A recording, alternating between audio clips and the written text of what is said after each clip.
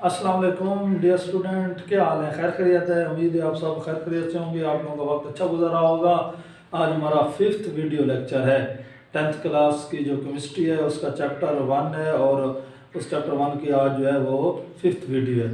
आज जो है वो हम के सी जो है इक्विलिब्रियम कांस्टेंट उसकी इंपॉर्टेंस को डिस्कस करने वाले हैं। पिछली 2 वीडियो में हमने बड़ी डिटेल से इक्विलिब्रियम कांस्टेंट जो है उसका एक्सप्रेशन सीखा और कोई भी हमें रिएक्शन दिया जाए उसका हम डायरेक्ट के सी जो है वो कैसे लिख सकते हैं और उसके यूनिट कैसे लिखे जाते हैं। और ये भी हमने जो है डिटेल से डिस्कस किया है कि अगर रिएक्शन में रिएक्टेंट और प्रोडक्ट के नंबर ऑफ मोल्स जो हैं वो इक्वल हों तो उस रिएक्शन के सी के कोई यूनिट नहीं होते। आज जो है वो हम के सी की जो है इम्पोर्टेंस जो है उसको डिस्कस करेंगे। के सी की जो है वो 2 इम्पोर्टेंस हैं जो इस बुक में दी गई हैं।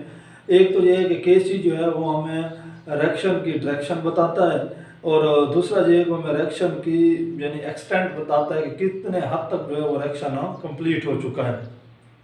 तो जो सबसे पहला जो है वो पार्ट हम डिस्कस कर रहे हैं वो है predict the extent of reaction है जी, कि के सी से हम रिएक्शन की जो है वो हद की पेशन गोई कर सकते हैं। फर्ज करें अगर कोई एक रिएक्शन है, हमारे पास एक रिएक्शन है ए प्लस जो है वो बी है और ये रिवर्सिबल रिएक्शन है और सी और डी जो है वो हमारा प्रोडक्ट है। आप लोगों को पता है कि जो के सी होता है वो हमेशा रिवर्सिबल रिएक्शन का होता है, रिवर्सिबल रिएक्शन का नहीं होता।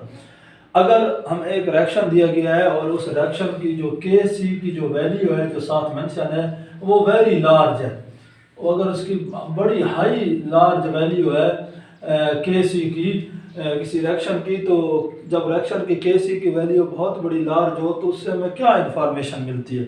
अगर रिएक्शन की के सी की वैल्यू लार्ज हो तो उससे जो हमें इंफॉर्मेशन मिलती है वो ये मिलती है कि रिएक्शन है इक्विलिब्रियम में, क्योंकि के सी मेंशन है तो इसका मतलब है रिएक्शन इक्विलिब्रियम में पहुंच चुका है। रिएक्शन है इक्विलिब्रियम में, लेकिन इक्विलिब्रियम की हालत में प्रोडक्ट जो है इसकी क्वांटिटी हाई है और रिएक्टेंट की क्वांटिटी जो है वो लो है या स्मॉल क्वांटिटी है। यानी इसको मैं एक मिसाल से समझाना चाहता हूँ। जिस तरह पहले हमने एक स्टूडेंट वाली जो है वो एग्जांपल जो है वो कोड की थी कि फ़र्ज़ करें कि ये हमारे पास एक रूम है जिसके जो है वो 2 डोर है, फ्रंट है, ये फ्रंट डोर है और ये जो है उसका बैक डोर है और इस रूम के अंदर जो है वो जो है 20 स्टूडेंट जो है वो मौजूद है। किसी टीचर ने स्टूडेंट को कहा कि जी आप बाहर निकले, स्टूडेंट एक एक करके जो है ना वो फ्रंट डोर से बाहर निकल रहे हैं। इमेजिन करें कि ये सिचुएशन बनी हुई है कि स्टूडेंट जो हैं वो अंदर जो है वो स्टूडेंट 13 है और बाहर जो है ना वो 7 स्टूडेंट पहुंच चुके हैं। अब जो ही 13 नंबर वाला स्टूडेंट यहाँ से बाहर निकलता है उसी लम्हे उसी सेकंड में ये जो बाहर वाला 7 नंबर वाला स्टूडेंट है वो इंटर हो जाता है। तो फिर अंदर तादाद 13 हो जाती है, बाहर जो है वो 7 हो जाती है। फिर एक थर्ड स्टूडेंट बाहर निकलता है, फिर 7 में से एक स्टूडेंट इंटर हो जाता है उसी लम्हे। तो अंदर जो तादाद है वो 13 रहेगी, बाहर जो है वो 7 रहेगी। अब ये फॉरवर्ड डायरेक्शन आप इसको समझें और इसको आप समझें रिवर्स डायरेक्शन, इनकी स्पीड भी बराबर है। एक सेकंड में एक स्टूडेंट यहाँ से निकल रहा है, उसी सेकंड में बाहर से एक स्टूडेंट जो है वो इंटर हो रहा है। तो ये फॉरवर्ड डायरेक्शन है, ये रिवर्स है, इनकी स्पीड बराबर है। यानी फी सेकंड जो है फी स्टूडेंट पर सेकंड है, इधर भी फी स्टूडेंट पर सेकंड है। तो इमेजिन करें आप ये इक्विलिब्रियम में आ चुके हैं, ये इक्विलिब्रियम कायम हो चुका है, ये इक्विलिब्रियम है। ये इस तरह रिएक्शन चल रहा है, अंदर जो तादाद है वो 13 है, बाहर जो है वो 7 है। और आप इसको एक रिएक्शन समझें, यानी अपने माइंड में रिएक्शन इमेजिन करें। ये एक रिएक्शन है जो इक्विलिब्रियम में पहुंच चुका है, लेकिन इक्विलिब्रियम में आप देख लें जो प्रोडक्ट है उसकी जो क्वांटिटी है वो ज़्यादा है और रिएक्टेंट की क्वांटिटी कम है। तो जब रिएक्शन के सी की वैल्यू लार्ज हो, ऐसा रिएक्शन जो इक्विलिब्रियम में हो लेकिन इक्विलिब्रियम की हालत में प्रोडक्ट की क्वांटिटी ज़्यादा हो और रिएक्टेंट की क्वांटिटी कम हो, उन रिएक्शन का जो के सी है उसकी वैल्यू हमेशा हाई होती है। तो यानी जब रिएक्शन हमें दिया जाए उसके साथ उसकी के सी की वैल्यू हाई लिखी हो तो इससे हमें ये पता चलता है कि ये रिएक्शन इक्विलिब्रियम में है, लेकिन इक्विलिब्रियम की हालत में प्रोडक्ट की क्वांटिटी ज़्यादा है और रिएक्टेंट की क्वांटिटी कम है। तो जिस तरह यह है कि numerical value of K C predict the extent of reaction, इसमें केस 1 है large value of K C. Large value of K C indicate that at equilibrium position यानी रिएक्शन इक्विलिब्रियम में है, पहुंचा हुआ है, at equilibrium position amount of product is greater than amount of reactant. तो ये फर्ज करें हमारे पास एक रिएक्शन है जिसमें कार्बन डाइऑक्साइड बन रही है और इसके Kc की वैल्यू बहुत बड़ी है। तो इस बहुत बड़ी वैल्यू से हमें पता चल रहा है कि ये रिएक्शन जो इक्विलिब्रियम में इसमें कार्बन डाइऑक्साइड की क्वांटिटी ज़्यादा है, इनकी जो क्वांटिटी रिएक्टेंट है इनकी क्वांटिटी लो है। और ऐसे रिएक्शन जो है ना वो केमिस्ट्री में बड़े फेवरेबल होते हैं, उनको बड़ा पसंद किया जाता है, क्योंकि हमारी जो होती है ना जो डायरेक्टली या इनडायरेक्टली जो हमारा पॉइंट होता है वो प्रोडक्ट होता है। तो इन रिएक्शनों से हमें ज़्यादा प्रोडक्ट हासिल होता है, क्योंकि प्रोडक्ट क्वांटिटी में ज़्यादा होता है, तो ऐसे रिएक्शन जो है वो फेवरेबल होते हैं।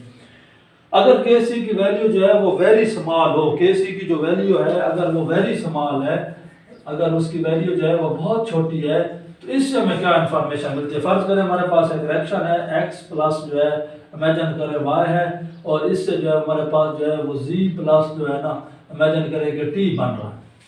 अब इस रिएक्शन की वैल्यू जो साथ लिखी हुई है Kc वो बहुत छोटी है, तो इससे हमें क्या इन्फॉर्मेशन मिल रही है। रिएक्शन फर्ज करें एक रिएक्शन आपको दिया गया है, उसके साथ Kc की वैल्यू भी स्मॉल लिख दी गई है, और आपको कहा गया जी इसके ऊपर कमेंट्स करें, इस रिएक्शन के ऊपर अपने दलाइल दें कि आपको क्या इन्फॉर्मेशन इससे मिल रही है।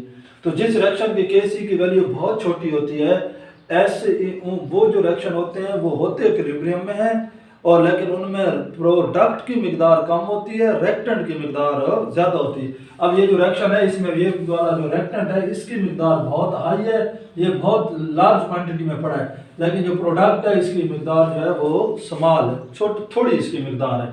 तो अब इसी एग्जांपल को दोबारा आप समझिएगा। फर्ज करें वही हम कहते हैं कि ये जो है इस रूम के अंदर 20 स्टूडेंट मौजूद थे, ये 20 स्टूडेंट जो है वो मौजूद थे। फर्ज करें टीचर ने कहा है कि जी बाहर निकलें, इमेजिन करें कि बाहर जो है ना वो 15 स्टूडेंट पहुंच चुके हैं, अंदर जो है वो 5 स्टूडेंट बच गए।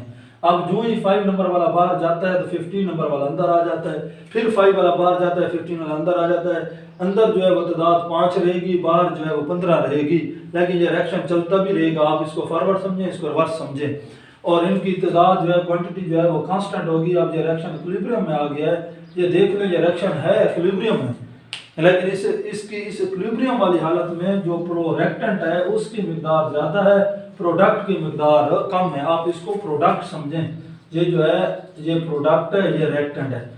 आप देख लें कि जी ये रिएक्शन है इक्विलिब्रियम में, इक्विलिब्रियम कायम हो चुका है, लेकिन इक्विलिब्रियम की हालत में प्रोडक्ट की जो क्वांटिटी है वो कम है, रिएक्टेंट की क्वांटिटी ज़्यादा है।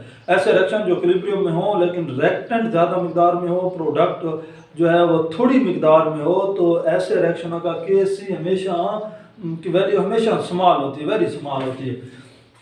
जिस तरह ये केस 2 है कि very small value of Kc, very small value of Kc indicate that at equilibrium position amount of product is very small, amount of product is very small, almost all reactants are present, यानी तकरीबन वैसे का वैसे reactant पड़ा है, थोड़ा सा product में चेंज हुआ है, प्रोडक्ट वापस आया, उनमें फौरी तौर पर इक्विलिब्रियम आ गया। तो जिस तरह ये जो है ये अमोनिया जो है जो डिकम्पोज हो रहा है, तो आप ये देख सकते हैं इसमें ये जो रिएक्शन है इसकी Kc की वैल्यू 3×9 है, बहुत थोड़ी वैल्यू।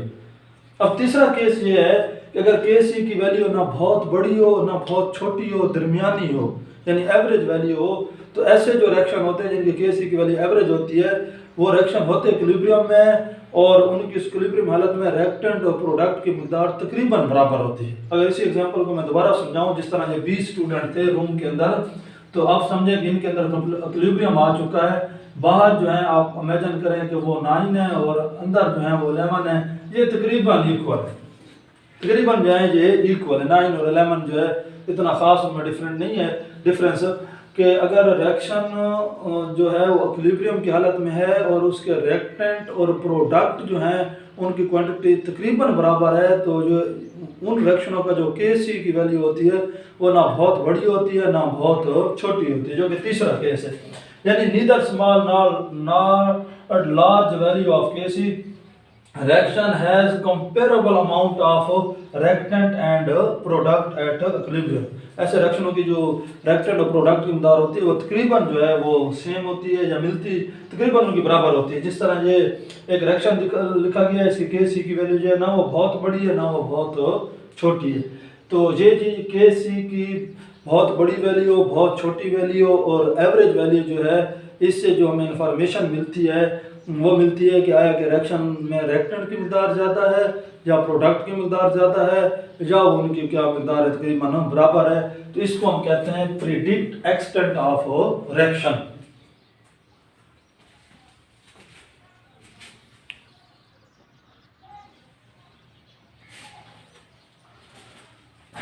हाँ जी डियर स्टूडेंट, जो दूसरी एप्लीकेशन है केसी की, और दूसरी ये है कि केसी जो है ना हमें रिएक्शन की डायरेक्शन भी बताता है। यानी रिएक्शन की डायरेक्शन का क्या मतलब है कि फ़र्ज़ करें हमारे पास जो है एक रिएक्शन है, इसको एक मिसाल से समझते हैं।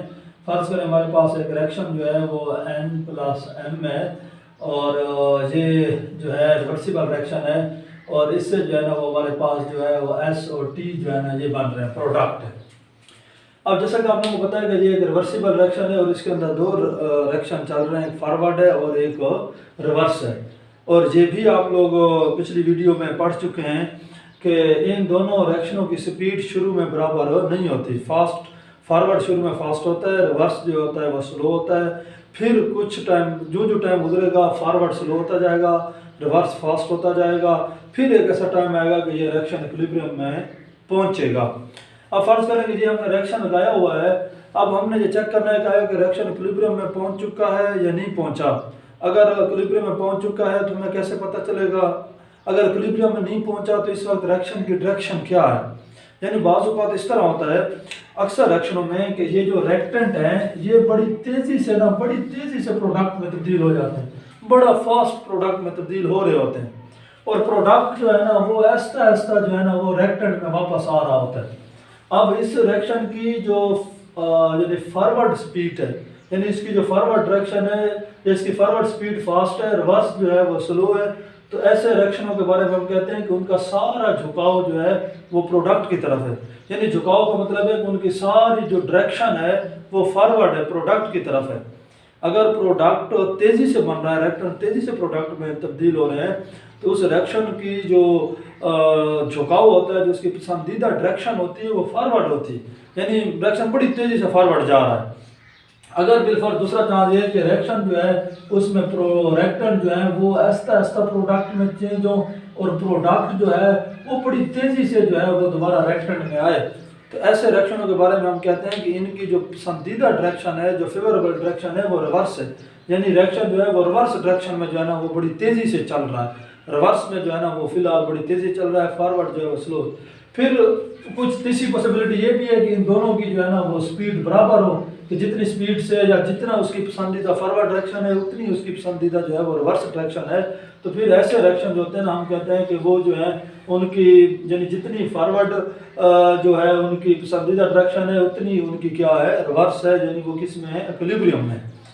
तो अब फर्ज करें अब हम इसको फाइंड आउट कैसे करेंगे कि हमें कैसे पता चलेगा कि रिएक्शन जो है वो उसकी पसंदीदा डायरेक्शन फॉरवर्ड है या उसकी पसंदीदा डायरेक्शन रिवर्स है या उसकी दोनों जो डायरेक्शन है वो पसंदीदा है। तो उसके लिए हम क्या करते हैं कि फर्ज करें जी हमने रिएक्शन लगाया है, रिएक्शन के थोड़े टाइम बाद यानी रिएक्शन को प्रोसीड होने के थोड़े टाइम बाद हम यहाँ से कुछ सैंपल लेंगे।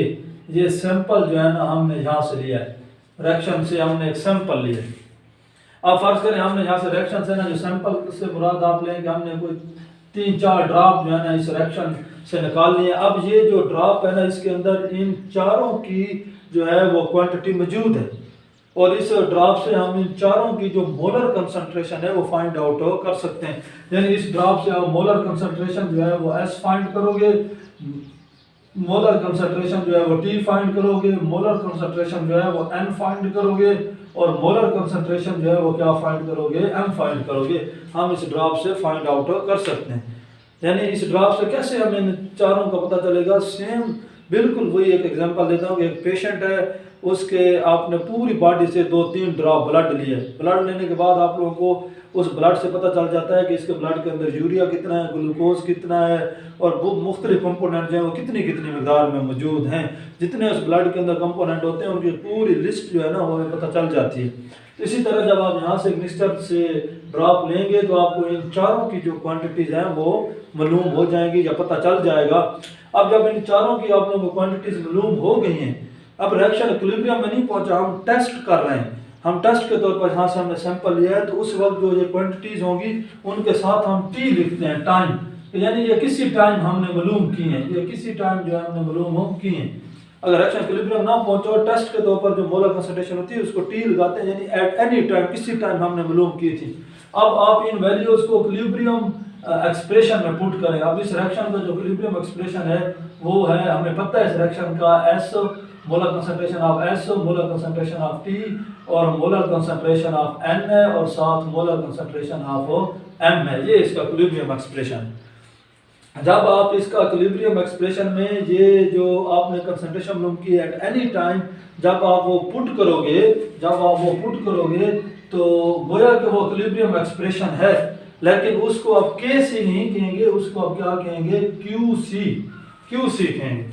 क्यू सी और के सी में एक थोड़ा सा फर्क है, यानी क्यू सी जो है ना उस रिएक्शन का इक्विलिब्रियम एक्सप्रेशन होता है जब रिएक्शन इक्विलिब्रियम की हालत में ना पहुंचा हुआ हो, उससे पहले जब आप उसका इक्विलिब्रियम एक्सप्रेशन लिखेंगे उसे हम क्यू सी कहेंगे। अगर रिएक्शन इक्विलिब्रियम में पहुंच चुका है, उस वक्त जब आप ये रिएक्टेंट और प्रोडक्ट की वैल्यू पुट करोगे तो वो जो क्यू सी है वो किस में तब्दील हो जाएगा, के सी में। क्यू सी किस में तब्दील हो जाएगा, के सी में। यानी दोबारा समझिएगा, अगर क्यू सी और के सी में एक स्मॉल, यानी अक्सर ये फर्क पूछा जाता है, what is difference between Q C and K C. Q C reaction quotient है, क्यू सी उस किसी भी रिएक्शन के इक्विलिब्रियम एक्सप्रेशन की या इक्विलिब्रियम कांस्टेंट की वैल्यू है, यानी वैल्यू है रिएक्शन के इक्विलिब्रियम कांस्टेंट की रिएक्शन का इक्विलिब्रियम में पहुंचने से पहले की। फर्ज करें ये रिएक्शन है अभी इक्विलिब्रियम में नहीं पहुंचा, आप लोगों ने इसे रिएक्टेंट और प्रोडक्ट की मोलर कंसंट्रेशन मालूम करके आप लोग जो उसका इक्विलिब्रियम एक्सप्रेशन लिखोगे उसे आप क्यू सी कहोगे। अगर ये रिएक्शन इक्विलिब्रियम में पहुंच चुका है, तो जब पहुंच चुका है तो फिर वो एक्सप्रेशन जो है वो ऑटोमेटिकली किस में तब्दील हो जाएगा, के सी में, वो के सी में तब्दील हो जाएगा। तो आप लोगों ने ये वैल्यू जो है वो वक्ती जो टेस्ट के तौर पर यूज कर रहे हैं, पुट कर रहे हैं, तो आप इसको इस एक्सप्रेशन इक्विलिब्रियम एक्सप्रेशन को क्यू सी कहेंगे। अब आप लोगों ने इसका क्यू सी फाइंड आउट किया, लिया, यहाँ से कोई वैल्यू आई आपने पुट किया, डिवाइड किया, जो भी है आपने मल्टीप्लाई वगैरह किया, इस क्यू सी की कोई ना कोई वैल्यू आ जाएगी, कोई ना कोई इसकी जो है ना वो वैल्यू आ जाएगी। अब आप इस जो क्यू सी है इसकी आप वैल्यू को, ये जो रिएक्शन का दिया गया के सी है साथ मेंशन होगा, आप इसके साथ इसको कंपेयर करेंगे। फर्क करने से रिएक्शन का के सी जो है ना वो 40। अब आप 40 और के सी और क्यू सी का कंपेरिजन करेंगे। अब यहाँ पे तीन पॉसिबिलिटीज हैं। अगर फर्ज करें हमारा जो है ना ये चांस है कि हमने जो क्यू सी निकाला है वजह करें उसकी वैल्यू आई है 25 आई, जो हमने उस वक्त जो हमने वैल्यू लेके निकाला था वो 25 आई थी। अब ये 25 जो है ना वो 40 से कम है, यानी क्यू सी जो है ना वो लेस है के सी से, इससे मुकाबला कंपेयर करेंगे। तो अगर क्यू सी लेस हो के सी तो के सी से, तो इसका मतलब होता है रिएक्शन का सारा जो झुकाव है वो फॉरवर्ड डायरेक्शन की तरफ है, यानी रिएक्शन की जो पसंदीदा डायरेक्शन है वो क्या है, फॉरवर्ड है, यानी रिएक्शन फॉरवर्ड मूव कर रहा है अगर के सी क्यू सी की वैल्यू के सी से कम हो। अब दूसरी पॉसिबिलिटी ये भी है कि किसी स्टूडेंट ने एग्जांपल लिया और वैल्यू कैलकुलेट की और उसके क्यू सी जो है ना उसकी वैल्यू आ गई 50। अब ये जो क्यू सी है, अब इस क्यू सी जो है ये दिए गए के सी से ज़्यादा है, ये के सी 40 था, ये 50 आ गया। तो इससे फिर क्या इंफॉर्मेशन मिलेगी, इससे इंफॉर्मेशन ये मिलेगी कि रिएक्शन जो है ना उसकी पसंदीदा डायरेक्शन कौन सी है, रिवर्स है, यानी रिएक्शन सारा रिवर्स डायरेक्शन की तरफ चल रहा है, रिवर्स की तरफ जो है चल रहा है। अगर फर्ज करें कि तीसरी पॉसिबिलिटी ये भी है कि क्यू सी और के सी बराबर वैल्यू आ जाए, यानी इसकी भी 40 आ गई है, अगर इनकी वैल्यू दोनों की बराबर आ गई है तो फिर इससे ये इन्फॉर्मेशन मिलती है कि रिएक्शन इक्विलिब्रियम में पहुंच चुका है। यानी आप लोग पहले क्यू सी मालूम करोगे, फिर क्यू सी को के सी से कंपैरिजन करोगे, कंपैरिजन करने के बाद जो है उसको कंपेयर करने के बाद जो है आप लोगों को तीन रिजल्ट के चांस हैं। या तो वो वैल्यू हाई होगी क्यू सी की तो रिएक्शन फॉरवर्ड चल रहा है, अगर क्यू सी की वैल्यू यानी ग्रेटर है के सी से तो रिएक्शन जो है पसंदीदा डायरेक्शन जो है वो रिवर्स है, अगर क्यू सी की कम है तो रिएक्शन की पसंदीदा डायरेक्शन जो है वो फॉरवर्ड है, अगर क्यू सी और के सी जो है वो आपस में बराबर हैं तो फिर इसका मतलब है रिएक्शन इक्विलिब्रियम में पहुंच चुका है। जिस तरह आप ये है कि predict the direction of reaction, let our reaction is H2, ये हमारा रिएक्शन है, इसकी के सी जो है वो 57 है एट 700 केल्विन। हाँ जी, एक यहाँ पे एक बार याद रखिएगा, जो के सी है ना, के सी की वैल्यू चेंज होती है टेम्परेचर चेंज करने से और सॉल्वेंट चेंज करने से। अगर आप लोगों ने रिएक्शन जिसमें लगा हुआ है जिस सॉल्वेंट में, यानी आप वाटर सॉल्वेंट यूज़ कर रहे थे, वाटर की जगह आप लोगों ने अल्कोहल यूज़ कर दिया है, उसके Kc की वैल्यू चेंज हो जाएगी और टेम्परेचर चेंज करने से भी चेंज होगी। बाकी जो है पैरामीटर इसके ऊपर असरअंदाज नहीं होते। इसकी Kc जो है इसकी 57 है, 700 केल्विन पे टेम्परेचर मेंशन है। यहाँ लिखा है direction of reaction at any moment, किसी भी लम्हे direction of reaction can be predict by putting molar concentration of reactants and molar concentration of product in equilibrium expression of reaction. In equilibrium expression of reaction जो है उसमें हम उसकी value put कर सकते हैं by putting the value of molar concentration of product in equilibrium expression of reaction. और यहाँ पे मैंने लिखा है कि ये जो मोलर कंसंट्रेशन T है, ये मोलर कंसंट्रेशन है एट एनी टाइम, जिस वक्त हम कर रहे थे, वेयर ये molar is a molar concentration at any time T, value of equilibrium expression by putting molar concentration of reactant and product before reaction attain equilibrium position is called reaction quotient. यानी equilibrium जो expression है उसकी value जो है वो reaction का equilibrium में आने से पहले की जो उसकी वैल्यू है उसको हम QC कहेंगे। अब ये रिएक्शन कोशेंट है तो इसकी रिएक्शन कोशेंट की क्या डेफिनेशन है? Value of equilibrium constant at any time value of equilibrium constant at any time before reaction attain equilibrium position, यानी इक्विलिब्रियम पोजीशन हासिल करने से पहले की जो उसकी वैल्यू होगी। By comparing the value of QC and Kc, we predict direction of reaction। हम रिएक्शन की डायरेक्शन को प्रोडिक्ट करते हैं। हमारे पास तीन चांस है। केस 1 ये है कि if QC less than Kc, reaction moves from left to right, यानी उसकी फॉरवर्ड डायरेक्शन होगी। केस 2 ये है कि if QC greater than Kc, reaction moves from right to left, यानी उसकी रिवर्स डायरेक्शन होगी। अगर केस 3 है कि QC और Kc इक्वल है तो reaction is in equilibrium position. तो इस तरह जो है हम डायरेक्शन ऑफ रिएक्शन जो है वो प्रेडिक्ट करते हैं। तो हाँ जी, आज के लिए इतना ही काफ़ी है और ये जो हमारा फर्स्ट चैप्टर है ये एंड हो गया है। और अगर आप लोगों को कोई मसला है इस फर्स्ट चैप्टर की जितनी भी जो 5 वीडियोज़ हैं उनमें किसी भी टाइप का मसला है तो आप मुझे काइंडली जो है वो कमेंट्स में बता सकते हैं। और इसके बाद जो है वो हम सेकंड जो है वो चैप्टर स्टार्ट करेंगे। और जो न्यू स्टूडेंट हैं उनसे मेरी ये रिक्वेस्ट है कि वो जो है वो पहली वीडियो को ज़रूर देखें और सारे स्टूडेंट जो हैं इस चैनल को सब्सक्राइब भी करें।